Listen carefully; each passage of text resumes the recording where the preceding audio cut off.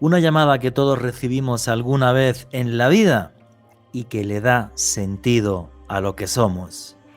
Una llamada que nos lleva hacia lo divino. Una llamada que nos lleva a entender que no somos más que unos viajeros en el tiempo, que un día no estaremos acá, pero que eternamente regresaremos hasta lo que somos, hasta nuestra alma. Una llamada que nos hace entender que el hombre sin lo mágico, sin la divinidad, no es nada. La llamada del peregrino, una llamada para transformarnos, una llamada para entender lo que realmente somos.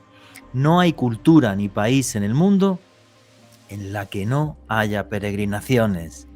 El monte Kailash para los budistas, la Meca para los musulmanes, Jerusalén para los cristianos. Una llamada hacia lo mágico, porque sin lo mágico no somos nada. Yo lo viví y lo experimenté en diferentes lugares del mundo, como es por ejemplo Jerusalén. Lo viví y lo entendí también cuando estuve en el templo de Amun-Ra en Karnak, en Egipto. Lugares donde uno puede entrar en contacto con lo divino y renovarse. Y es curioso porque cuando uno es peregrino, lo que hace es salir de su zona de confort, olvidar todo lo material y envolverse directamente en la luz y en lo divino, para renovar nuestra vida, para dejar atrás las sombras que nos atormentan, bañarnos en luz y comenzar una nueva vida.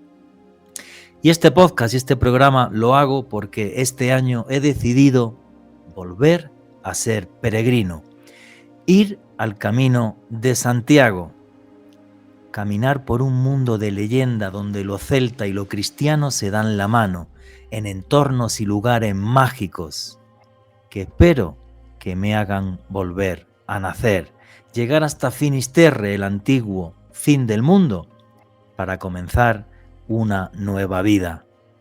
¿Quieren acompañarme? A mí y a Francisco Contreras, pues les esperaremos a los que quieran venir del día 1 al 14 de julio de este año. Abajo en la descripción os dejaré el enlace para todos los que queráis información sobre esto.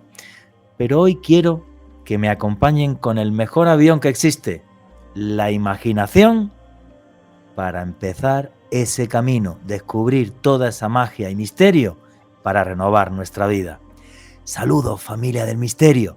Y este es otro nuevo podcast en Oculto Tras la Sombra. Alejandro Bernal, amigo, compañero, ¿cómo estás? Hola Juan Jesús, un saludo para usted, para Fran Contreras, nuestro invitado de excepción de este podcast, y desde luego para todos los suscriptores del canal de YouTube Oculto Tras la Sombra. Muy feliz del apoyo que nos han brindado, de las personas que se han suscrito, que han compartido este material, y hoy con muchas ganas de explorar la magia del Camino de Santiago, de verdad de poder analizar todos estos misterios, todo este esplendor que les aguarda tanto a usted, Juan G., como a Fran allá en España.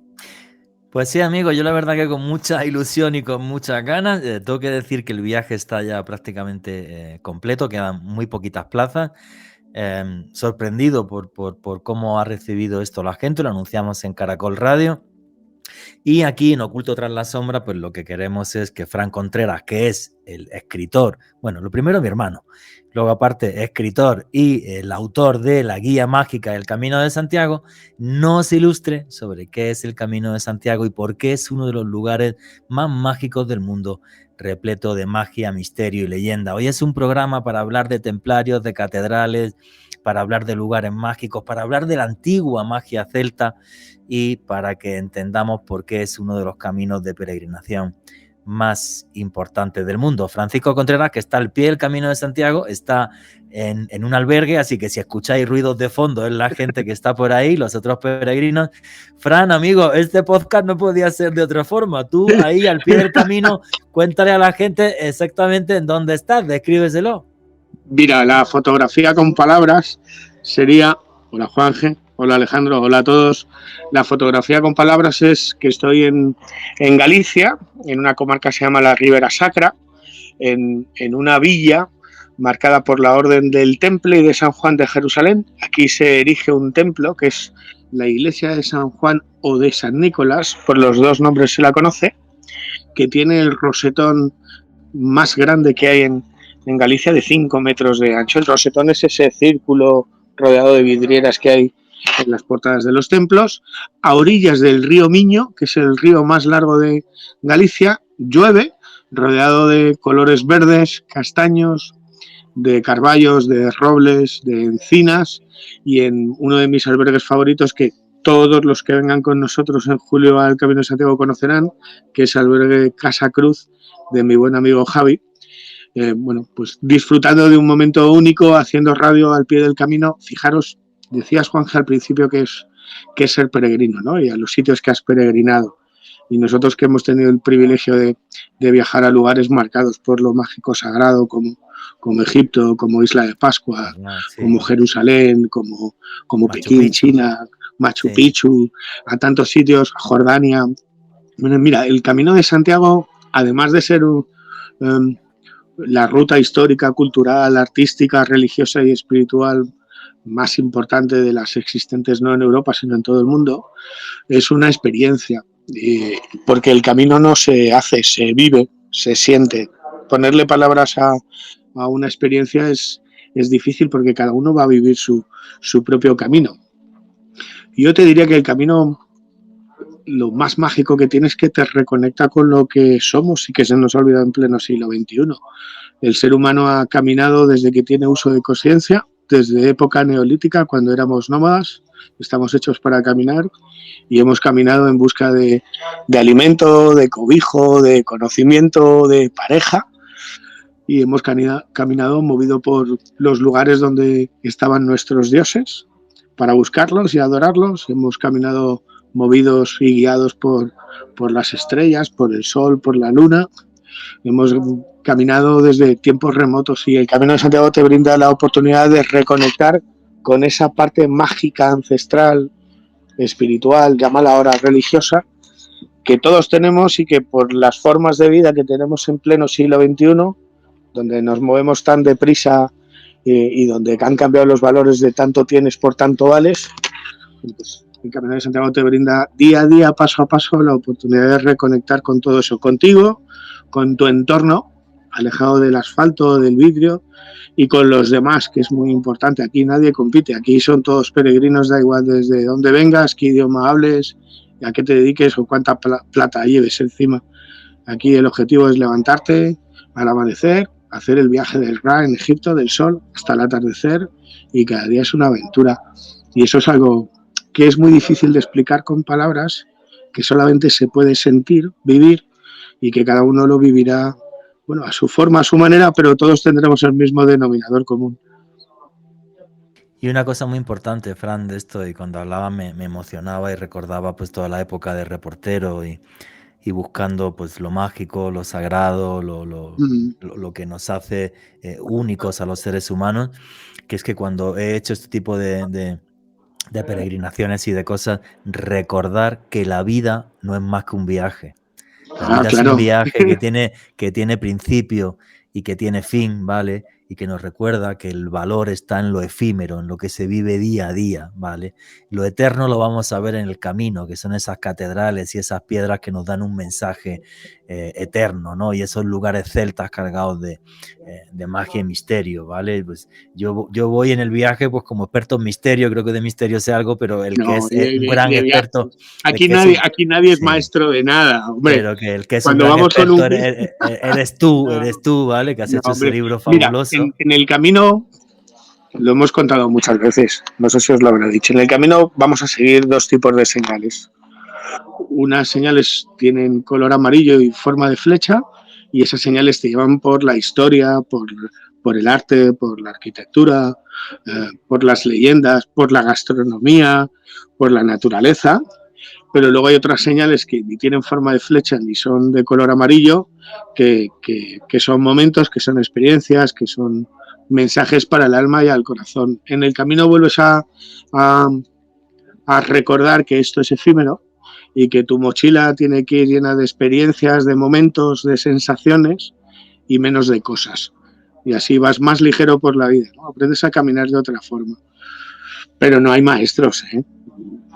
Tú eres igual de maestro que yo a la hora de viajar. Viajar te abre la consciencia, te hace ver el mundo, ese mundo que nos pintan desde la tele, desde la radio, tan feo, tan oscuro, tan sombrío, que existe, que está ahí, pero que no es tan malo como nos lo pintan en general en los medios de comunicación generales. El mundo es maravilloso y hay gente maravillosa, y el Camino de Santiago, que es recorrido por millones de personas venidas desde todos los rincones del mundo, pues te da la oportunidad de descubrir lo bueno que tiene el ser humano, porque saca lo mejor que llevamos dentro. Aquí nadie compite y aparecen conceptos como la sonrisa, como los abrazos, como la ayuda, la solidaridad.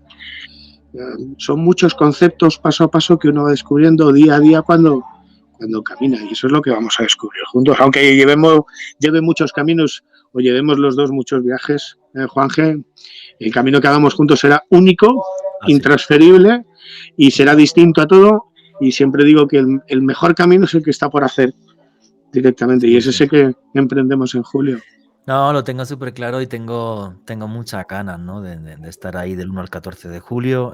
Bueno, pues para la gente, repito, en la descripción voy a dejar el enlace de la página web para que la gente que quiera pues pregunte a Úrsula, que es la señora que está allí coordinando esto. Repito que quedan muy pocas plazas y con muchas ganas de ir y muchas ganas de vivir el misterio. Es que cuando uno viaja así, el misterio se vive. Y una cosa es contarlo y otra cosa es vivirlo, ¿vale? Y con sinceridad tengo muchas ganas. Si hay alguna pregunta, repito, la descripción está abajo y le podéis preguntar a Úrsula. Y bueno, básicamente el camino se va a hacer desde Roncesvalles, son 15 días. Máximo vamos a recorrer todo el norte de España, ¿eh? No es un viaje plus, pero máximo caminatas creo que de 8 kilómetros al día. Tenemos coche de apoyo para la gente que piense que no vamos a hacer maratones ni cosas de estas. No. El camino no está hecho para sufrir, el camino está hecho para disfrutar. Sobre todo la gastronomía yo la voy a disfrutar todos los días, eso tenerlo claro, porque se come en el norte de España increíble. Y en el viaje lo que vamos a descubrir es el Camino de Santiago. Son 900 kilómetros, recorre 5 autonomías de España: Navarra, La Rioja, Castilla, León y Galicia. Ahora aquí estoy en Galicia, hasta Compostela y luego Finisterre. Y el Camino de Santiago tiene su propia personalidad, su propia gastronomía, sus propios lugares y misterios y leyendas en cada una de las 5 autonomías. Yo siempre digo que en cada una de esas autonomías el Camino de Santiago es como la búsqueda del grial, y cada una de esas autonomías tiene su propio grial. Ojo, no tiene que ser el famoso grial, santo grial de la última cena. El grial puede ser un momento, una experiencia, una persona, un lugar, un paisaje, una mirada. El concepto de grial es mucho más amplio, ¿eh? No solamente veamos la reliquia y la copa de la última cena, y lo que vamos a hacer es disfrutar de algo único recorriendo el norte de España, redescubriendo la historia de España, sus leyendas, sus misterios, de España y de Europa, porque el Camino de Santiago unificó Europa, fue el principio. Ahora no lo vas a contar, es el principio. Cuando uno llega a Compostela, antes de entrar en el casco antiguo, en el suelo ve una inscripción que pone que Europa se construyó caminando a Compostela, y es verdad. Cierto. El Camino de Santiago nace en un momento histórico muy concreto, hay que ubicarse en el tiempo y jugar con la imaginación. España está tomada por los musulmanes, se está gestando el imperio de Carlomagno en Francia, la Iglesia de Roma ha perdido el poder porque se han perdido los santos lugares de Jerusalén, y de la noche a la mañana unas luces en los cielos, que para nosotros serían ovnis, Juanje, sí, correcto, que tanto hemos buscado, bueno, hacen que se descubra supuestamente la tumba del apóstol Santiago. Y a partir de ahí, en España, en la península ibérica, las comunidades cristianas que viven aisladas se empiezan a unificar con un pensamiento religioso, político y cultural por ese hallazgo, y se van vertebrando y hacen que desde Roma, desde la Iglesia de Roma y el resto de Europa, pongan los ojos en el fin del mundo conocido, las tierras de Galicia. La antigua Finisterre, efectivamente. Y se va vertebrando una autovía, un camino, por las 2 órdenes religiosas más importantes que hubo en la Edad Media, el Cluny y el Cister, primero con monasterios. Se abren las fronteras entre los reinos de España, entre Navarra, Castilla y Galicia y Asturias, para no complicarlo mucho técnicamente, y empiezan a venir hordas de peregrinos y de órdenes religiosas y de gremios de constructores a ese camino. De hecho, hacemos el camino francés o de los francos, porque fue todas las ciudades que vamos a pasar, los pequeños pueblos, muchos de ellos acaban en franco porque fueron repobladas por gente de toda Europa que se quedaba en las ciudades para dar cobijo, ayuda a los peregrinos, pues hosterías, posaderos, carpinteros, herreros, y así con las órdenes religiosas. Primero la orden del Temple, los pobres caballeros de Cristo, y luego el resto de ellas, San Juan de Jerusalén, Santo Sepulcro, luego más tarde la orden de Santiago, para proteger el camino y a los peregrinos. Que quería comentar esto, ¿no? Lo importante que fue el Camino de Santiago en la historia de Europa, porque unificó Europa en un mismo pensamiento, y además el contacto de la gente en ese camino también hizo que no viéramos como enemigos al resto de culturas, sino que todos nos hermanáramos. Sí, sin lugar a dudas. Claro, esto es mucho más importante de lo que nos imaginamos. Pero vamos al comienzo. Año 813, un señor, un ermitaño que se llama Pelayo. ¿Sí? Y este señor es el que dice que empieza a haber diferentes lluvias de estrellas marcando un lugar concreto. Efectivamente, hoy les diríamos ovnis, objetos voladores no identificados. No identificados. Y tanto vio este señor esta lluvia de estrellas que llamó un obispo que se llamaba Teodomiro. Este fue y contempló también una lluvia de estrellas. Se pusieron a excavar y sacaron un sarcófago de piedra con los restos de 3 personas. Y entendieron que eran Santiago y sus dos discípulos. ¿Cómo fue esa historia, Fran? Que tú la sabes mejor que yo. Bueno, es una historia que cabalga entre la leyenda y la tradición, porque historia arqueológicamente hay un serio debate en saber si está Santiago enterrado en Compostela o no, o quién pudo ser. Lo acabas de decir tú, podíamos contarlo como un cuento. Érase una vez, una noche del año 813, cuando un eremita llamado Pelayo, que vivía en el bosque Libredón, que era un bosque, lo que hoy es Compostela, ve durante varias noches, o ve una noche y luego sucesivamente unos resplandores en los cielos. El fenómeno para ese eremita, es celestial, es divino, y avisa al obispo Teodomiro, en aquel momento de Iraflavia, hoy Padrón, que era sede episcopal. Teodomiro se acerca hasta el bosque Libredón y en un antiguo cementerio romano, esto es importante, por ciencia infusa, porque ellos dicen que sí, o determinan que sí, encuentran la supuesta tumba del apóstol Santiago. Así nace la historia. Luego es a partir del siglo X, XI, XII, esto ocurre en el IX, cuando se le da cuerpo, vamos a decirlo así, se le da referencia, forma, con diferentes crónicas que cuentan que Santiago estuvo evangelizando en España y que tras su martirio, pues sus discípulos Atanasio y Teodoro en una barca lo trajeron hasta aquí y acabó en Compostela. Así nace el Camino de Santiago, que hasta el siglo X es un fenómeno local. Es una romería, vamos a decirlo así, de peregrinos peninsulares de España. El hallazgo es avalado políticamente por el rey Alfonso II el Casto, que hace la primera peregrinación, que es desde Oviedo hasta Compostela, lo que hoy se llama Camino Primitivo, 100 kilómetros, y a partir de ahí pues empieza como un fenómeno local. Es en el siglo X y luego sobre todo en el siglo XII cuando el Camino de Santiago se convierte en lo que es hoy. Primero en el siglo X porque Almanzor arrasa Compostela. Almanzor llega a Compostela, saquea por completo la ciudad, solamente deja la tumba del apóstol Santiago, que en ese momento es una losa en el suelo, no es nada de lo que hay hoy en la catedral. En ese momento media Europa gira sus ojos a Compostela ante la afrenta musulmana. De hecho, Almanzor se lleva las campanas de la catedral a Córdoba con esclavos cristianos que luego recupera Fernando III y las vuelve a llevar a Compostela con esclavos musulmanes. Esto es el Juego de Tronos de la Europa medieval, para que la gente no se vuelva muy loca con las fechas, los nombres y los datos. Ahí empiezan a peregrinarse y a establecerse las órdenes monásticas de Europa, el Cluny primero y luego el Cister, los reinos peninsulares, los diferentes reyes, Alfonso VI en Castilla, Sancho III en Navarra en los antiguos reinos, empiezan a comunicarse y a abrir las vías a Europa, y luego es en el siglo XII cuando el camino nace como hoy lo conocemos. Cuando llega el obispo Gelmírez. Pregunta que se van a hacer los viajeros y pregunta que se van a hacer los oyentes del podcast. Aparte de vivir pues toda esa ruta de peregrinación, en un camino así, ¿se palpa y se vive la antigua magia celta? La que había en el norte de España antes de ese mundo cristiano. Sí, no solamente celta. El camino discurre por antiguos lugares mágicos sagrados para los diferentes pueblos y culturas de España. En Galicia son los celtas, en Castilla y León son los celtíberos, en Navarra son los vascones y así sucesivamente. Y el camino se vertebra por calzadas romanas.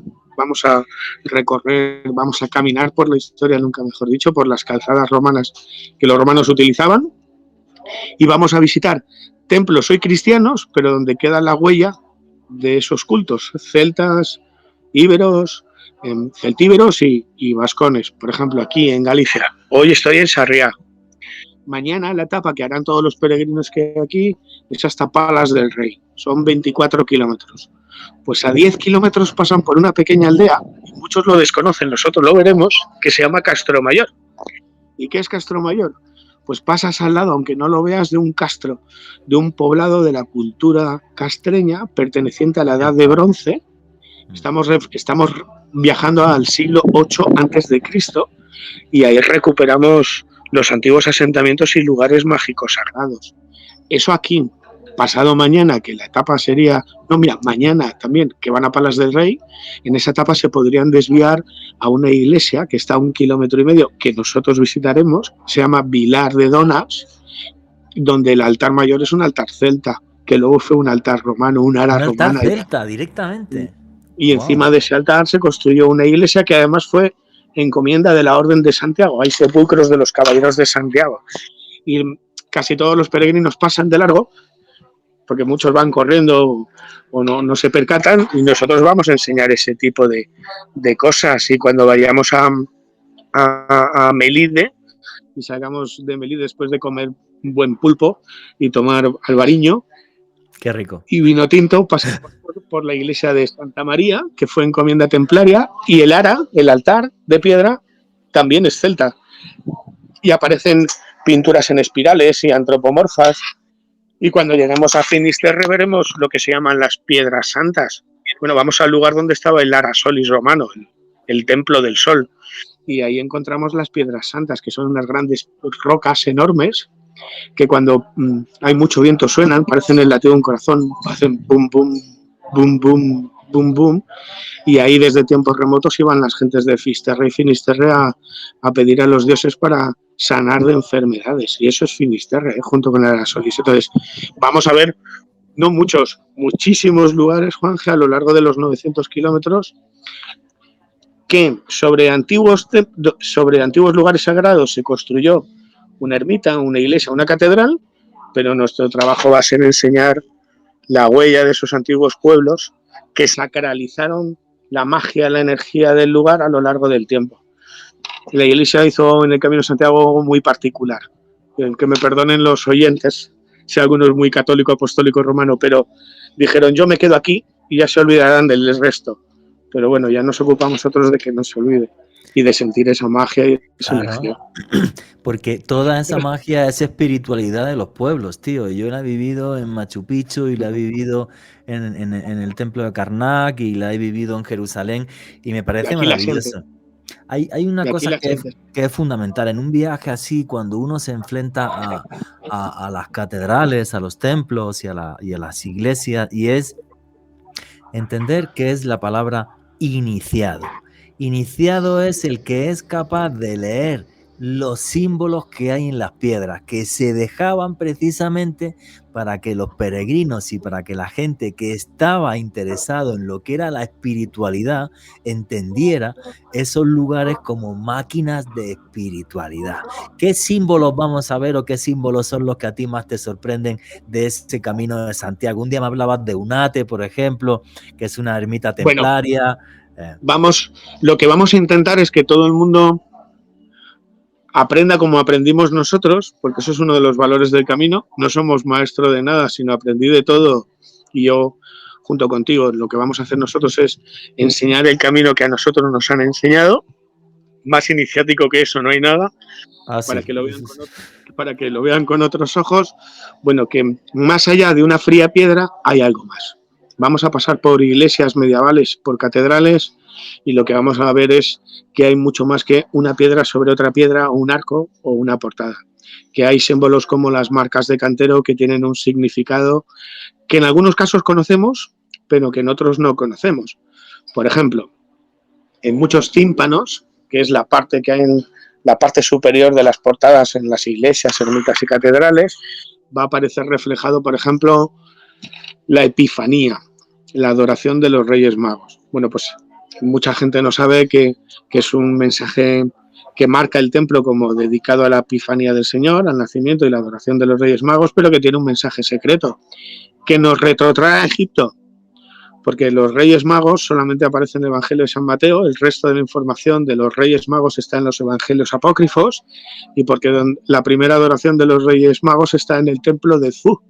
Cuando vas a Egipto y vas al templo de Zu, al templo de Semsumhor, según entras a mano izquierda hay una capillita donde está Isis, Horus y 4 Reyes Magos, uno con oro, otro con incienso, otro con mirra, y el cuarto, que no hay en la tradición cristiana, ahí lleva un libro, que es el libro del conocimiento. Veremos eso. Veremos cosas fascinantes como un apóstol con gafas en la catedral de Pamplona. Sí, en el siglo XIV se usaba loco, tío. Pues hay un apóstol con gafas.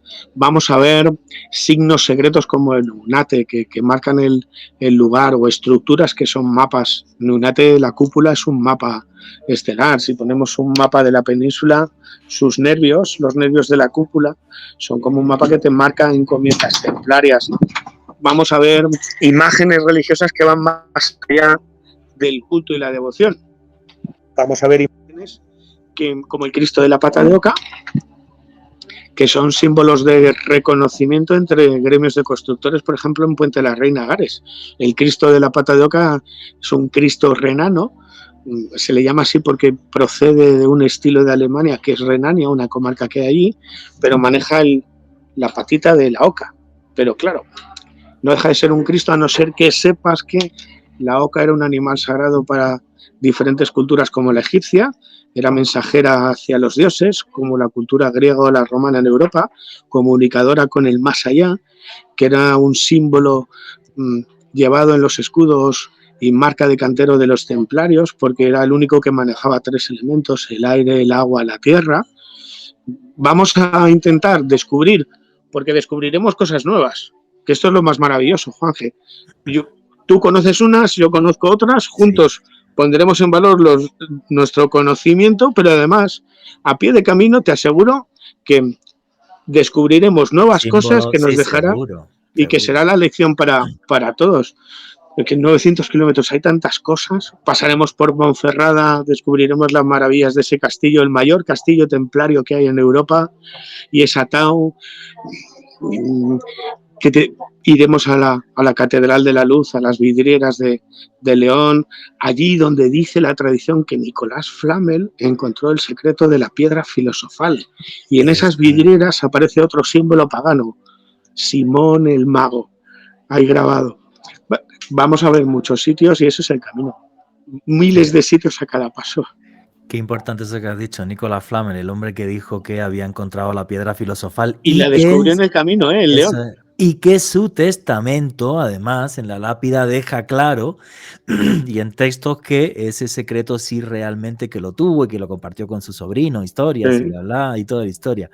Entonces, ese secreto lo descubre en León. Después de hacer el camino, el libro con los símbolos extraños que él recibe en su librería de París, correcto, él no encuentra a nadie que lo descifre, hace el Camino de Santiago, y a la que vuelve, porque en época medieval se iba a Santiago y se volvía, él encuentra en la judería de León a una persona que le descifra todos esos símbolos que son, entre otros, el secreto de la piedra filosofal. Y es en León, donde León es una ciudad bimilenaria donde está marcado por la alquimia de Nicolás Flamel, entre otros misterios. Y luego hablaremos ahí de la Virgen Blanca, de la Virgen Negra, de los mesarios, de los calendarios pintados agrícolas, astronómicos que se utilizaba en la Edad Media, cuando la gente no sabía ni leer ni escribir y se movían por las estrellas, por el sol y la luna.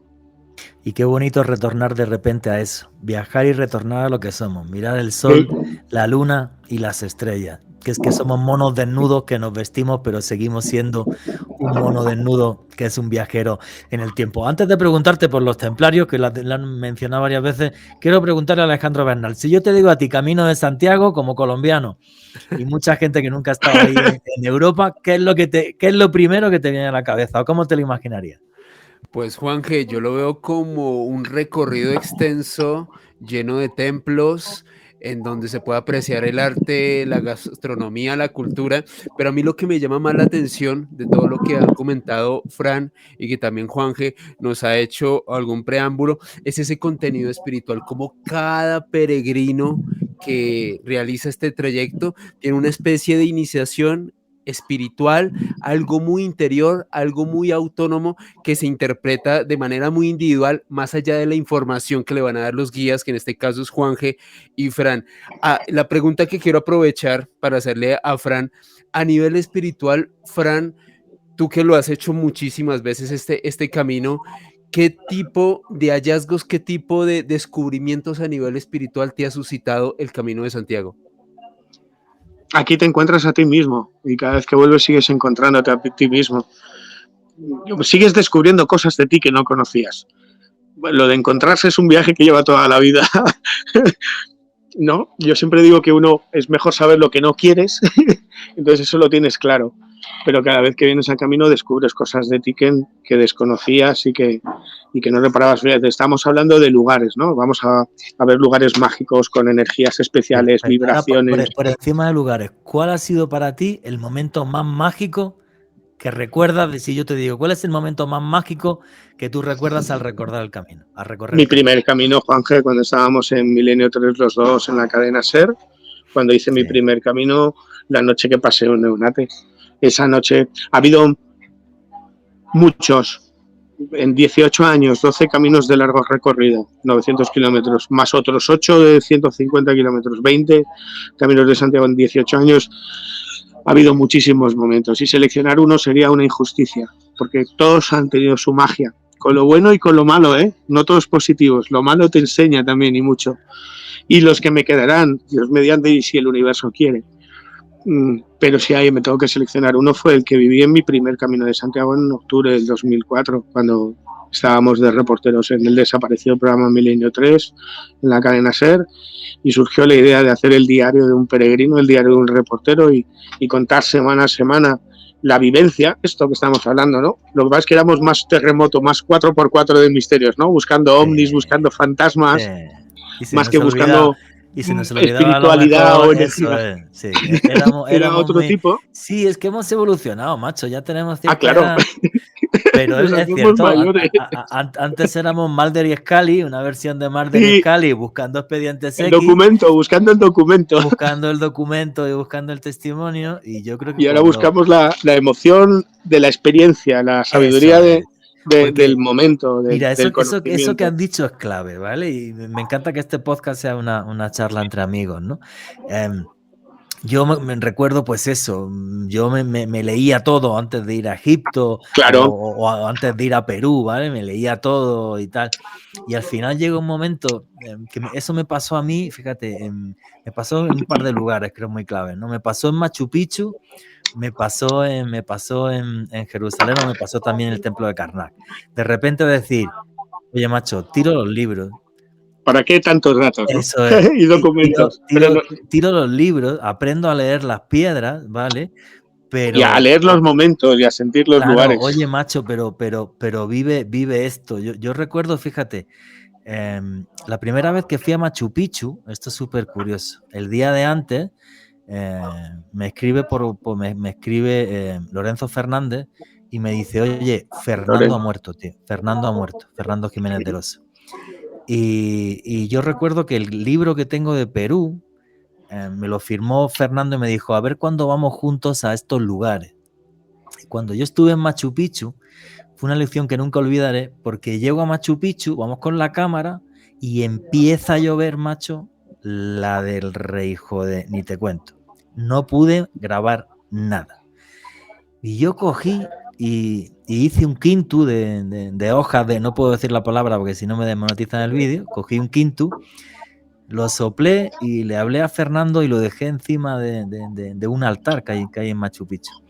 Y dije, la gran lección de estos lugares es que muchas veces debes de olvidarte del trabajo y de lo demás y decir, simplemente me sirve para conectar con un amigo que se fue, o me sirven para... Hace ahora 17 años, si mal no recuerdo, sí, pasado mes de mayo. Y me sirve, claro, fue en el 2005, efectivamente. Y fue... 17 años, pero siempre está ahí. Y fue cuando eso, caminemos tío, ¿no? juntos se tomará una cerveza con nosotros pero y sonreirá. seguro, y dirá, ya están, los chicos de Enigmas, el ala ultra, los reporteros ya se han juntado y van buscando el cielo. Mira, habría dos lugares. Hablas de mirar con otros ojos. Uno fue Ounate, en mi primer camino, cuando me pude quedar en esa ermita, por mágicas casualidades, solo, no había luz eléctrica, con las velas, con 3 peregrinas más. Y ahí me paró el camino y dijo, ojo que esto es algo más que documentos, que ovnis, que fantasmas, que reliquias, que datos y que fechas. El segundo momento fue en el 2015, cuando Planeta me llama para que publique la guía mágica del Camino de Santiago y yo decido hacer ese año 2 caminos de largo recorrido para tomar fotografías. Y ocurrió algo fascinante que a día de hoy sigo haciendo y sigo cumpliendo. Después de llegar a Compostela, 2 meses de peregrinación con mi vieja Nikon, llevaba más de 3.500 fotografías en las tarjetas. Pues en Compostela, cuando me estaba duchando en el albergue, alguien me robó mi cámara y se llevó una tarjeta con 2.000 fotografías. 2.000 fotografías irrepetibles, porque cada camino es distinto y los lugares están, pero los momentos, cuando te abren una puerta, cuando no te abren una puerta, las gentes, los peregrinos, eso no volverá. Entonces yo me acuerdo que salí del albergue llorando como una magdalena y con 2 opciones. Podía pararme, ya tenía 5 caminos a mis espaldas, tenía material fotográfico de sobra para ilustrar la guía, o seguir a Finisterre, que era el fin de ese camino antes de publicar la guía. Me fui a un bar que se llama Las Checas, que iremos, me tomé un tequila, me hinché a llorar y ahí tomé una decisión. El camino se mostró como una especie de maestro de la vida, ¿no? Diciéndome, te has tirado casi 2 meses mirando a través del objetivo de una cámara, ahora si quieres seguir caminas mirando con los ojos del corazón. Y me fui a Finisterre sin cámara, sin móviles, sin nada, caminando con el corazón, y eso desde entonces lo sigo haciendo.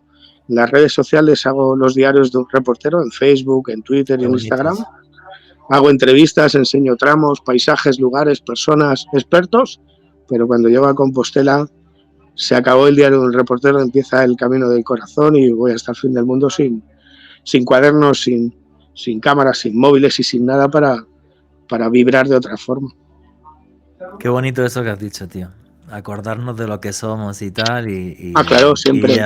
Y ese tipo de acciones siempre suceden en los lugares sagrados. Me estaba acordando que cuando hice mi primer viaje a Egipto, cuando subí al monte Sinaí, al trepar una piedra que hay ahí empinada para hacer una foto del amanecer que lo flipa, al girarme se me cayó la cámara y la rompí, una Nikon F60, y claro, no sabía si tirarme por la piedra o si llorar o si tal, que todo el mundo estaba flipando, yo estaba llorando, y hubo un momento en el que dije, mira, esto es un lugar sagrado y la lección que me está dando es la cámara, hay que mirar con borra, y enseguida la gente me dijo, Juanje, no te preocupes que hacemos nosotros fotos y te las enviamos y tal.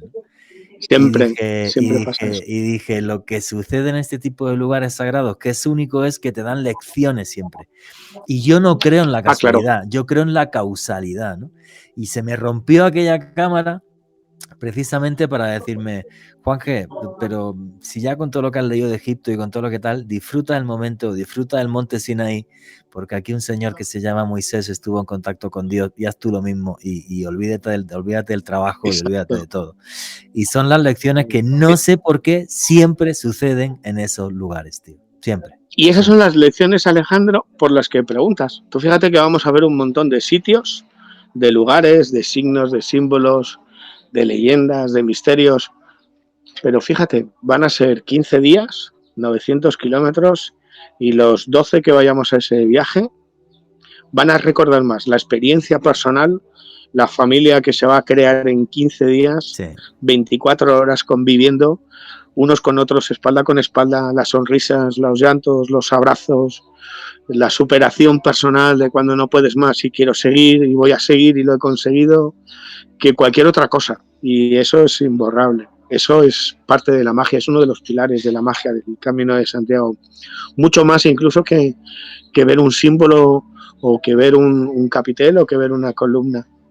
Los momentos que vives con la gente o que vives contigo mismo, porque cada uno lleva su propia mochila, llevará una mochila y cada uno sabe lo que le va a costar, lo que le ha costado y lo que ha superado, y eso lo sabe uno mismo. Hay un denominador común, pero compartir durante 14 días una experiencia intensa que se maneja por los sentidos, que está alejado de lo racional, que no se puede ni cuantificar ni medir, es lo que convierte al camino en algo espectacular, en la experiencia que todo el mundo debería hacer, y por eso es una experiencia iniciática y mágica y por eso es transformadora.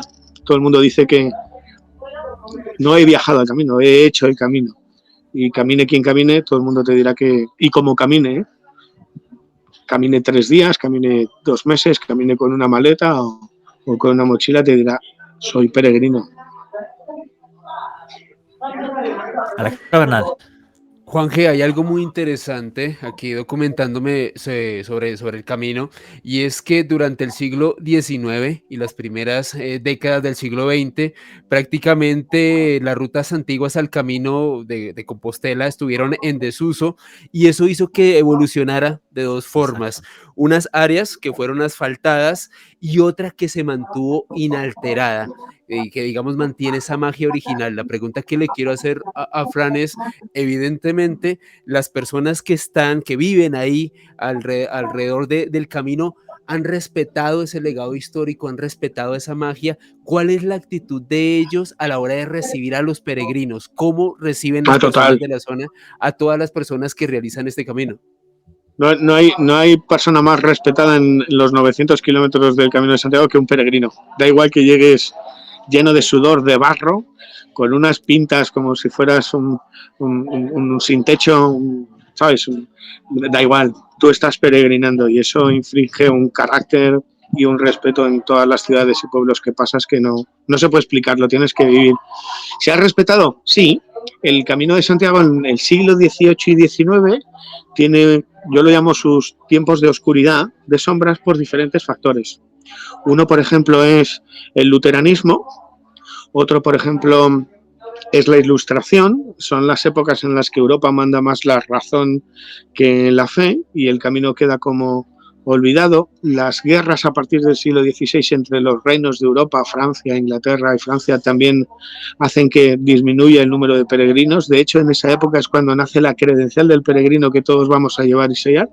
Nace entre las guerras con Francia e Inglaterra porque Felipe II y Luis XIV no querían espías.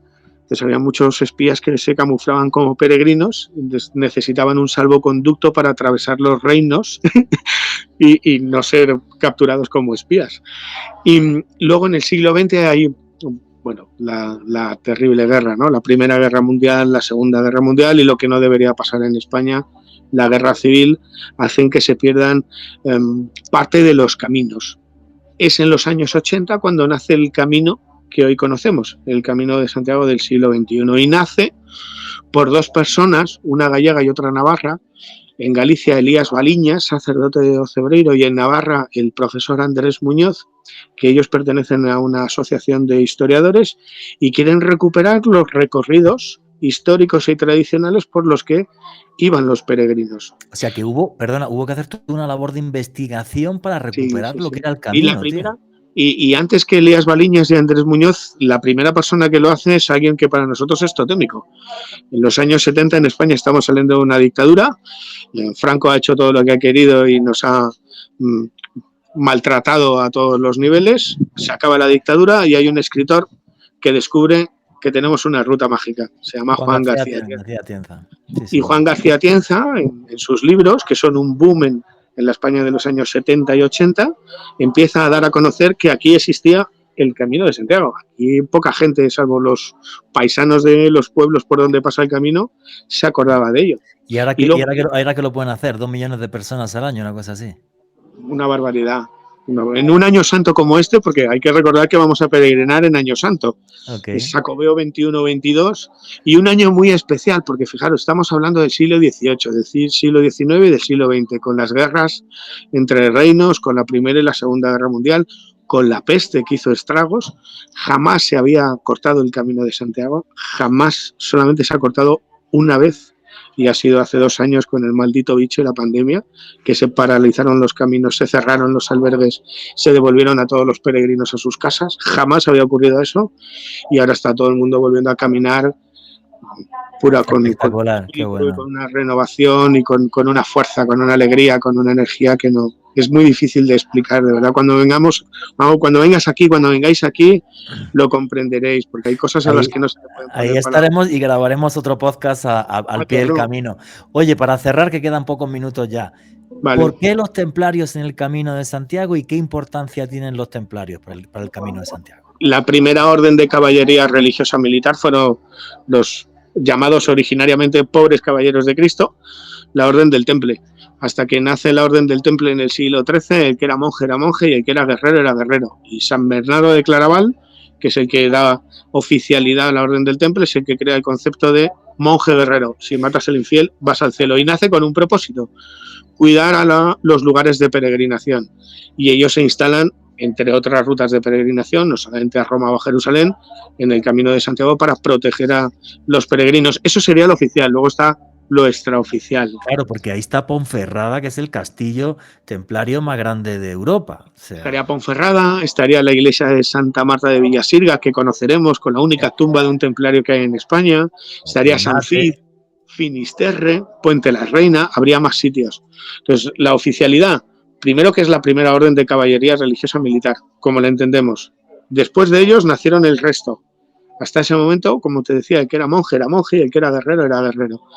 Nacen para cuidar a los peregrinos en las rutas de peregrinación y se instalan en el Camino de Santiago. Y luego hay otra parte, que es la que nos interesa, la que nos gusta, con esos conceptos que ellos aprenden de las 2 religiones monoteístas cuando están en Jerusalén, de los judíos y de los musulmanes, la parte más mística, buscando lugares que ya eran sagrados y además marcándolos. En el Camino de Santiago vamos a encontrar las vírgenes negras, que son como balizas de lugares mágicos sagrados que siempre están relacionados con los templarios, en lugares donde hubo un prodigio, una leyenda, o donde hay algo que es distinto. Milagros, por ejemplo. O energías, porque las vírgenes negras se ubican no solamente donde hay una leyenda y un milagro, eso seguro, sino en lugares que ya eran sagrados o por fenómenos geomagnéticos o por fenómenos celestes o por fenómenos telúricos en ese lugar para otras culturas, para celtas, para íberos, para celtíberos, para vascones. Eran balizas de lo mágico sagrado. En ese viaje llevaré un péndulo para que vea la gente que lo de las energías se puede ver y se puede palpar. Y sentir.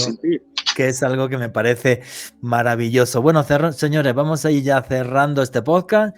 Tengo unas ganas de ir ya al camino que ni te imaginas. Repito, en la descripción voy a dejar el enlace de la página web donde podéis escribir por WhatsApp a España y os dan toda la información del camino.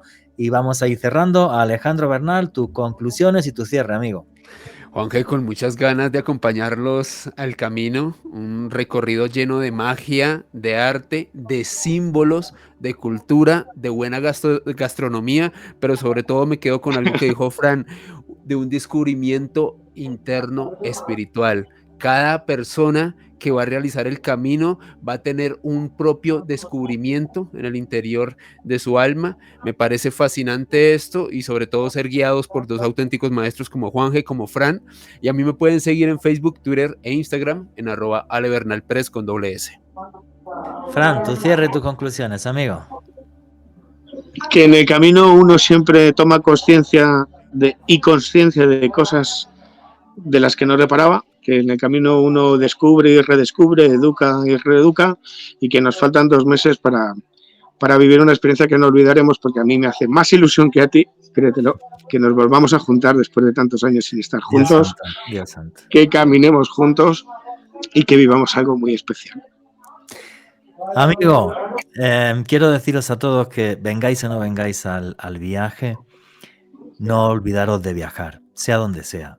Yo sé que muchos no podréis venir a este viaje al Camino de Santiago, pero abandonar vuestra zona de confort, salir de casa y buscar lugares sagrados. Me escuchéis desde el país que me escuchéis, allí tenéis lugares marcados por la magia, la cultura, la historia y la leyenda.